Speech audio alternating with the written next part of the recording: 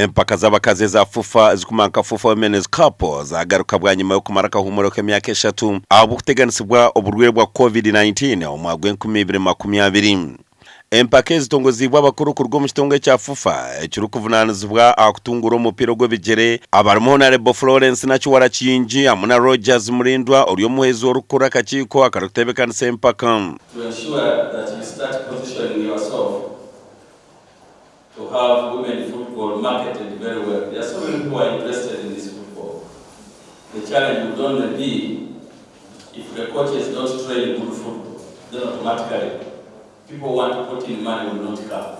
Empaka ziri mu club ku rwo mu FUFA Women Super League zikwingana 10, FUFA Elite League 11, FUFA Regional League 9, Buganda First Division n'ezindi.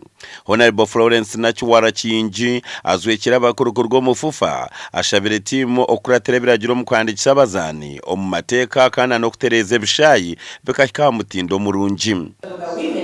We are still crawling at a very low grade, but the quality and effort is commendable. I am here to commend the effort of all players that are supporting women football in Uganda, the owners of the clubs, right from the 10 clubs to the Super League, the 11 clubs to the Elite, we have one club. Raundi ya timu 32 niza kwanza tandika hagati ya 2018 okusebya 2025 byekwezo ku kwa kabiri omwaka w'2023 kandi raundi 16 na hagati 18 okusebya 19 byekwezo ku wa kashatu omwaka w'2023 ebiro obu raundi ya quarter final, semi final hamwe na final zirazana nigenda kushohozebwa ombwiro burkwija.